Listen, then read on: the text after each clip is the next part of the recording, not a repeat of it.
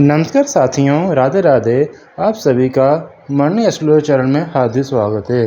साथियों, जैसा कि हम सब जानते हैं, महादेव और पार्वती माता के दो पुत्र कार्तिकेय और गणपति जी थे। लेकिन बहुत कम लोग जानते हैं कि माता पार्वती और महादेव की अशोक सुंदरी नाम की एक बेटी भी थी। चलिए आज इस वीडियो के माध्यम से उस कथा को श्रवण करते हैं। आपने भगवान शिव के बारे में बहुत सी कहानियां पढ़ी और सुनी होगी। आमतौर पर ज्यादातर कहानियों में भगवान शिव, पार्वती, कार्तिकेय और गणेश जी का उल्लेख होता है, लेकिन क्या आप जानते हैं कि भगवान शिव की पुत्रियां भी हैं?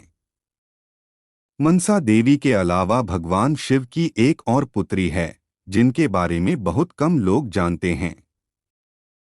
आज हम आपको बता रहे हैं भगवान शिव की पुत्री अशोक सुंदरी के बारे में। महादेव की पुत्री अशोक सुंदरी के बारे में कहा जाता है कि सोमवार के दिन देवी अशोक सुंदरी की पूजा करने से न केवल धन लाभ के योग बनते हैं, बल्कि बंद पड़े व्यापार भी फिर से शुरू हो जाते हैं। इसलिए अगर आपकी आर्थिक स्थिति अच्छी नहीं चल रही है, तो आप भगवान शिव की पुत्री अशोक सुंदरी की आराधना जरूर करें। आइए जानते हैं उनके बारे में खास बातें। अशोक सुंदरी के जन्म का उल्लेख पद्म पुराण में मिलता है।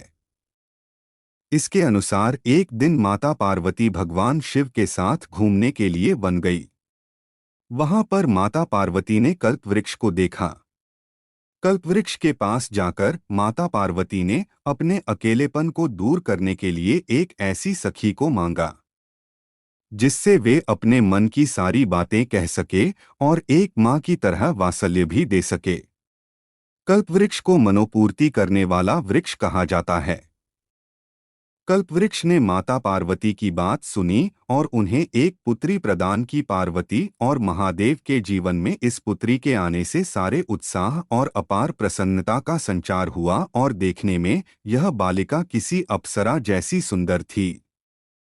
इसलिए इस कन्या का नाम अशोक सुंदरी रखा गया। सोमवार को महादेव की पुत्री अशोक सुंदरी की पूजा क्यों की जाती है?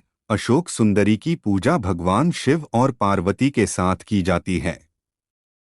सोमवार का दिन महादेव का माना जाता है, इसलिए महादेव ने अपनी पुत्री को वरदान दिया था कि उनकी पूजा भी सोमवार को की जाएगी। अशोक सुंदरी की पूजा करने के लिए सबसे पहले गंगा जल और शुद्ध जल मिलाकर शिवलिंग को स्नान कराएं।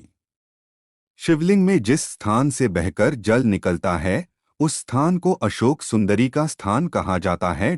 इसके बाद अशोक शिवलिंग पर चंदन का तिलक लगाएं। अशोक सुंदरी वाले स्थान पर भी चंदन का तिलक लगाएं। अब शिवलिंग पर बेलपत्र, फूलमाला अर्पित करें।